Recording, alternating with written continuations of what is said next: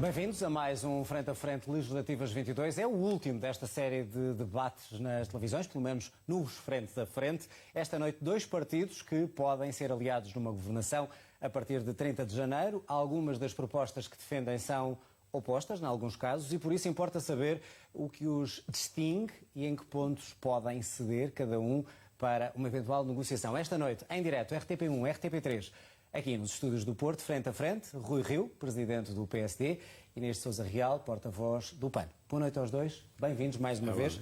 Vamos então ao debate e ver as vossas propostas de governação, mais uma vez. Inês, comece por si. Já disse, nestes debates que tivemos ao longo destas 2 semanas, que está disponível para, eventualmente, governar ou apoiar um governo do PS ou do PSD. O que eu lhe pergunto é indiferente que seja António Costa ou Rui Rio, o primeiro-ministro deste país? Antes de mais, boa noite também, Dr. Rui Rio, e a todos que nos acompanham lá em casa.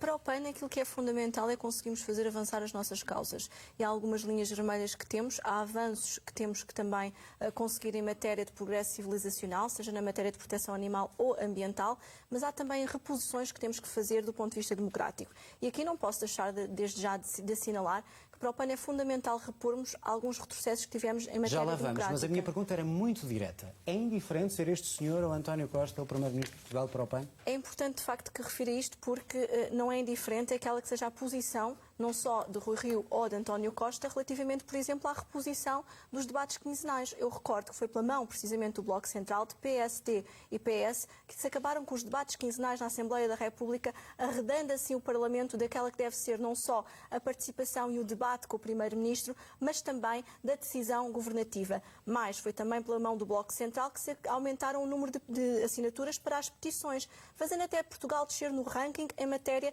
de participação democrática. E até mesmo na contratação pública também foi pela mão do Bloco Central que se flexibilizou os contratos públicos e que desta forma, conforme disse o Tribunal de Contas, aumentámos o risco de corrupção são os nestas dois, matérias. Estão os dois no mesmo patamar. É isso que me está a dizer, não é indiferente. É importante percebermos quais os compromissos nesta matéria, certo? mas também a matéria ambiental, proteção animal e muitas outras que teremos a oportunidade de falar esta noite. Muito bem, mas por isso é indiferente que sejam ou não é uma questão de ser indiferente. Aquilo que para o PAN é fundamental é fazer avançar as suas causas e, portanto, teremos a oportunidade de expor. Também. Muito bem, já vamos então a olhar cada uma dessas questões.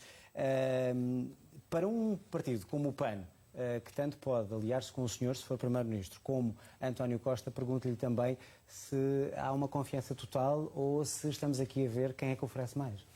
Pois, boa noite aos dois. Quero cumprimentar a Inês e saudá-la pelo facto de ter a disponibilidade de vir ao Porto. E acho que isso é de sublinhar e queria agradecer-lhe e acho que lhe fica bem. Conseguimos o único debate que é fora da capital.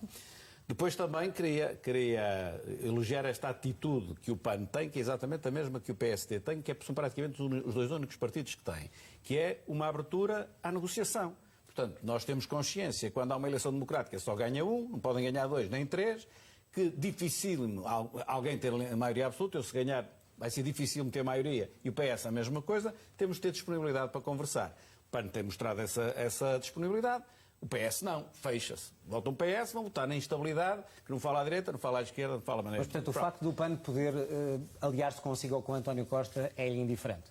Não, isso é o problema do PAN, não é um problema meu, como é evidente. Agora, o que eu entendo é que os partidos, repito, devem dialogar, porque dificilmente haverá, como digo, uma maioria absoluta de alguém.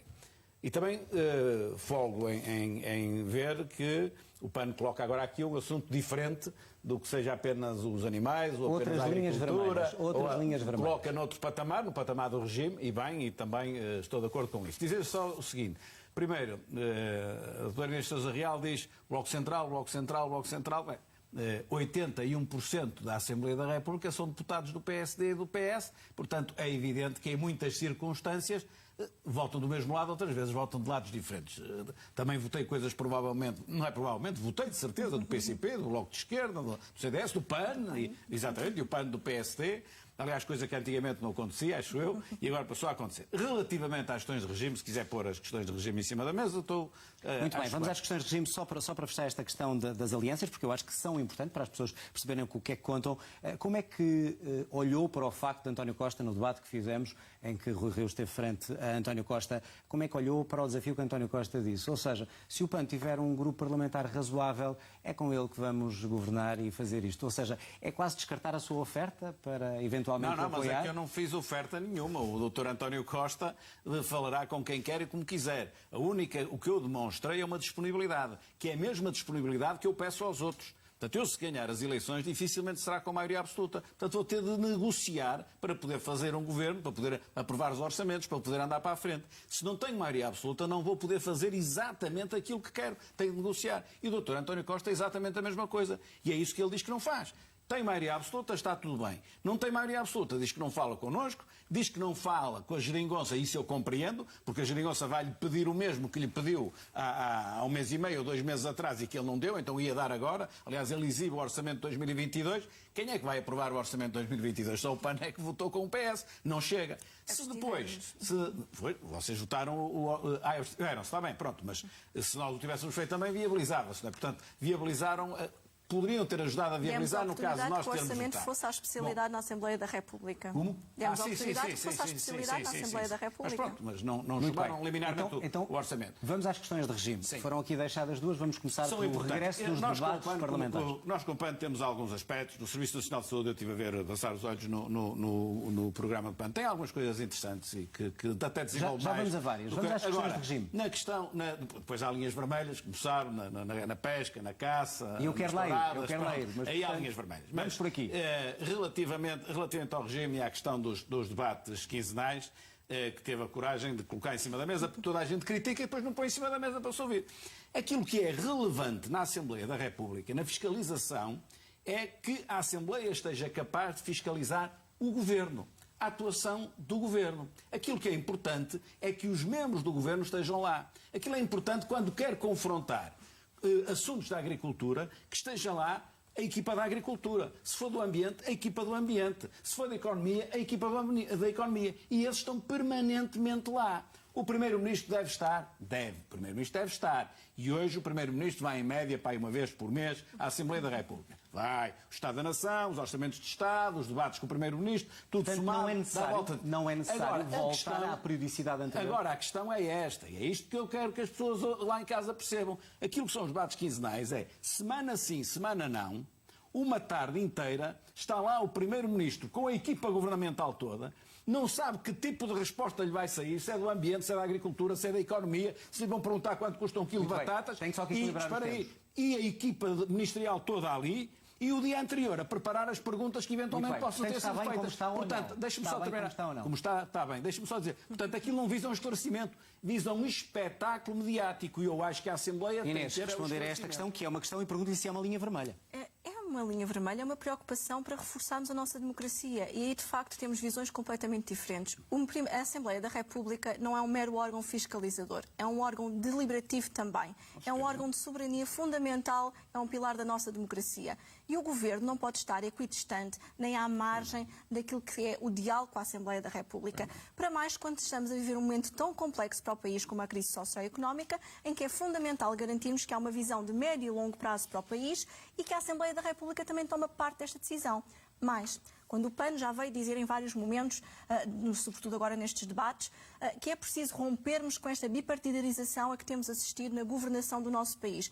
Ora oscila entre o PS, ora oscila entre o PSD. É preciso, de facto, rompermos com esta forma de governar o país e tornarmos mais plural na participação com outras forças políticas. Porque tudo isto tem repercussões, não apenas em matéria democrática, mas também, por exemplo, matérias essenciais como o combate à pobreza, a igualdade de género. Aliás, sendo este um dos últimos frente a frente, eu não posso deixar aqui de referir hoje que, de facto, é de lamentar que nestas eleições as mulheres continuem a estar tão subrepresentadas como continuamos a ver. Temos, inclusivamente, forças políticas que nem sequer respeitam a lei da paridade. O próprio PSD, em 22 distritos, só tem apenas 6 mulheres, menos uma que em 2019, como cabeça de lista, 6 mulheres como cabeça de lista. Eu corrijo, evidentemente, não me referia assim na questão do incumprimento, mas quando temos um país em que temos as mulheres que são as mais vulneráveis no que respeita à pobreza, que continuam a receber por trabalho trabalho igual, salário desigual, quando continuamos a ter um flagelo da violência doméstica, quando os estudos nos dizem que o fosso da igualdade vai levar mais de 135 anos, ou seja, 1 século e meio quase, para se fechar, é importante que os partidos políticos também deem um sinal à sociedade civil. Inês, só que para as mulheres compreendermos, têm um lugar... é uma linha vermelha, portanto, aqui não concorda com o PSD. Não concorda, a Assembleia não deve estar arredada da decisão. Isso será uma linha vermelha para uma eventual negociação entre os dois. Era isso que eu queria que ficasse claro. Aquilo que o PAN quer, e achamos que é perfeitamente razoável, é que haja um respeito pelo Parlamento. O Parlamento não é um local qualquer,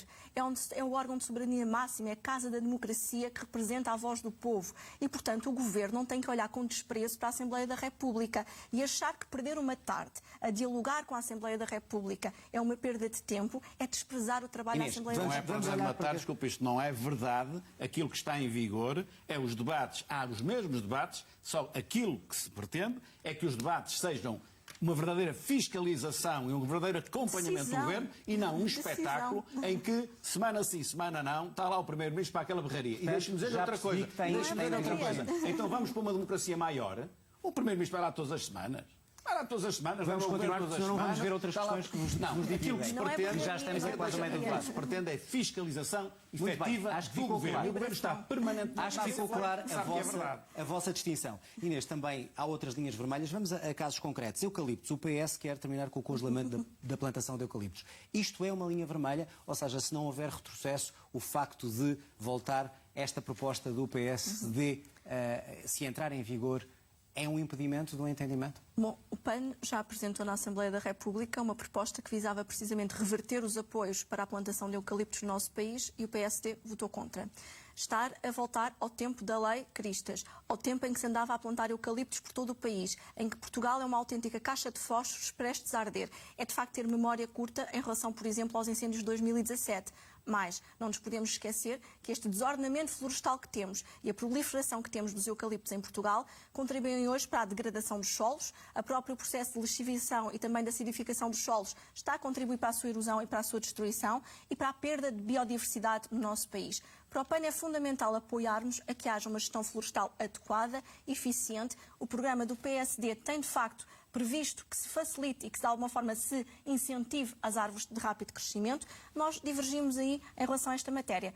A plantação da floresta autóctone tem que ser uma prioridade se queremos ter uma floresta sustentável e mais. Também temos que pagar, como, do ponto de vista da gestão dos habitats e ecossistemas, o serviço público que quem está a gerir a floresta, de alguma forma, está a prestar ao país para conseguirmos combater as alterações climáticas. Vamos ouvir o PSD, o que é que tem a dizer sobre isso? Só mesmo para concluir, discordamos igualmente que as florestas passem para o Ministério da Agricultura, que tem uma visão marcadamente extrativista do nosso país e que tem-se esquecido que as alterações climáticas existem. Correu no seu programa, esta questão está lá bem explícita, é uma forma daquilo que ouvimos dizer a Inês ao contrário, ou seja, de evitar os incêndios. Como é que plantar eucaliptos ou plantas semelhantes evita incêndios? Aquilo que Portugal tem é cerca de 25% do seu território que é mato. São silvas e é mato. Metade dos incêndios começam justamente nesse tipo de território.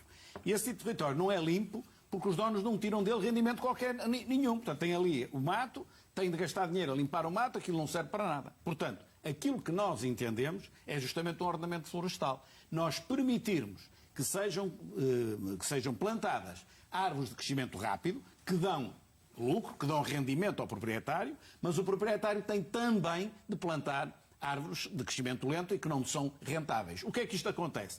Tendo o investimento feito, ele tem de limpar o terreno, porque se o terreno arder, perde aquilo que é o seu próprio investimento. Mas o eucalipto é bom para o terreno, esse tipo de... dá lucro, obviamente. A questão é o que é que faz o ambiente. Pronto, a questão é esta. Se nós queremos combater os incêndios, se nós queremos capturar capturar o CO2, capturar o CO2, se nós queremos isso, nós temos de ter verde, e aí temos as árvores, que é a componente verde, mas para depois o terreno estar limpo e não dar os incêndios, ele tem de ter alguma rendibilidade. Portanto, é este equilíbrio, é esta sensatez e não o fundamentalismo de dizer nada, vamos a zero, ficamos como estamos, e como estamos, 25% do território é o abandono. É isto que nós queremos. Isto também é uma linha vermelha para si, se tiver que negociar com o PAN? Não, é algo que poderá reconsiderar ou não? Algumas coisas são mesmo linhas vermelhas. Não, a questão dos eucaliptos. Agora, o que eu digo é assim, neste momento, nós temos o território como temos. ao abandono e não é limpo e querem que o Estado gaste dinheiro a limpar. O que eu estou a dizer é que se houver investimento, é o próprio dono do terreno que o tem de tratar. Inês, responder Sendo a que isto, depois há regras, ele não vai pôr tudo eucaliptos. Vai pôr uma parte eucaliptos ou pinheiros. Como é que equilibramos o ambiente com o lucro? Incentivando, apoiando quem gera a floresta a que, de facto, a floresta autóctone seja mais rentável. E quando o PAN propôs que se revertesse e se desse mais apoio à floresta autóctone, ao invés do eucalipto, os senhores chumbaram na Assembleia da República. E concordará. Não, esse dinheiro já existe e está a ir neste momento para apoiar os eucaliptos, da mesma maneira que está a ir para as indústrias petrolíferas. Aliás, aquilo que o PAN tem, de facto, proposto é uma reversão de incentivos que já existem para que a floresta sustentável, a gestão responsável, seja, de facto, mais rentável. Porque não nos podemos esquecer que uma floresta que arde todos os anos põe em perigo as populações, destrói o arvoredo, que é uma componente fundamental para o combate às alterações climáticas e para a nossa sobrevivência, e também causa a morte de inúmeras espécies. Já percebemos que também aqui estão em desacordo. Mas eu tenho a certeza que o Dr. Rui Rio se há de aproximar da posição do PAN nesta matéria. Muito bem, é uma questão de fé, portanto. Espero que sim, quanto mais não seja de sobrevivência. Impostos que também têm que ver indiretamente com isto. Pelo que falei com ambos ao longo destes debates, estão de acordo que é preciso baixar os impostos, a carga fiscal em Portugal, nomeadamente às famílias e às empresas, mas há aqui 2 ou 3 impostos que também são importantes e que eu acho que pode haver alguma diferença entre os dois. Pedia-vos para podermos falar de 2 ou 3 impostos que fossem breves. Inês, até porque está em déficit, comece por si. Imposto sobre os combustíveis, já falámos nisso noutro debate. Taxa de carbono é para aumentar e assim afastar as pessoas de utilizar o carro? Taxa de carbono nos combustíveis. Bom, antes de mais, o PAN defende a redução dos impostos em matéria das famílias e das empresas. Isso já falamos. É fundamental. Certo, mas vamos àqueles que poderá ser diferente. Mas, se me permite, é importante para quem nos está a ouvir hoje, porque no outro dia o Dr. Rui Rio referiu que achava que o IRS das famílias só deveria ser diminuído, os escalões, a revisão dos escalões do IRS só deveriam diminuir depois de se aliviar o IRC das empresas e, portanto, nós não concordamos com essa visão. Nós temos hoje 500 milhões de euros ao ano que estão a ser alimentados através de isenções de borlas fiscais que são dadas à indústria petrolífera. Estamos a falar da Galp, da EDP e de outras empresas que neste momento têm não só lucro, como ainda, para além de terem o lucro, poluem, e quem mais polui, quem mais recebe, é quem tem borlas fiscais. Isto não nos parece que seja um princípio de justiça fiscal nem de equilíbrio orçamental. Para o PAN, deve-se deixar as atividades poluentes e aliviar-se as famílias. Portanto, penalizar com impostos Neste caso não é penalizar, é retirar as isenções que existem para as empresas. Mas isso é agravar os impostos dessas empresas, ou seja, quem polui mais paga mais. É essa a lógica. Não é pagar mais, é deixar de ter isenções. Vamos lá ver. É importante. Ao tirarem isenção, paga mais, não é? As pessoas têm que perceber que estamos a falar de empresas que poluem, que estão neste momento a retirar dinheiro às famílias e às empresas que têm boas práticas. E o PAN defende que devemos baixar o IRC para os 17%. Estamos inteiramente disponíveis para discutir até, inclusivamente, uma descida superior. Mas que devemos dar benefícios fiscais a empresas que tenham uma transição energética para a empregabilidade verde e também tenham boas práticas sociais. Muito bem. E o vamos ouvir Rui Rio sobre isso. ainda não me respondeu sobre o imposto de combustíveis, já lá volto. Começou por este imposto. Sim. Faz sentido tirar estas isenções e, de certa maneira, ter estas empresas que mais poluem a ter menos benefícios e a pagar mais? Com certeza que nós devemos incentivar quem polui menos, isso é lógico, e penalizar quem polui mais. Isso é evidente. Agora, eu não digo que o IRS só deve descer daqui por 2 anos. Eu digo assim, o IRS devia ter descido já há muito tempo atrás. Agora, não sei se sabe, com certeza que sabe, Portugal tem uma dívida pública que ultrapassa neste momento os 130% do produto interno bruto. E tem um déficit brutal neste momento outra vez por causa da pandemia. Portanto, se nós fôssemos fazer aquilo que o PAN diz, que era descer o IRC e o IRS tudo ao mesmo tempo, eu agravava mais o déficit, eu agravava mais a dívida, eu colocava Portugal numa situação de dependência ainda pior. Por isso, aquilo que nós temos de fazer é o equilíbrio possível face àquilo que são as circunstâncias que temos pela frente. E pela frente temos um dos países mais endividados do mundo, somos dos países mais endividados do mundo e da Europa, particularmente, que é até o que nos interessa mais. E, portanto, nós temos de ter as finanças públicas equilibradas. Para ter as finanças públicas equilibradas, só podemos descer os impostos à medida do possível. E agora temos de fazer uma opção. Primeiro o IRC e depois o IRS, ou primeiro o IRS e depois o IRC. Esta é a opção que se faz. Quem pensa nas eleições, quem pensa no momento seguinte Quem pensa só no dia 31 de janeiro e quer continuar a política que o Partido Socialista tem seguido, diz assim, reduzo já o IRS. Isso está a dizer que é essa a posição do PAN?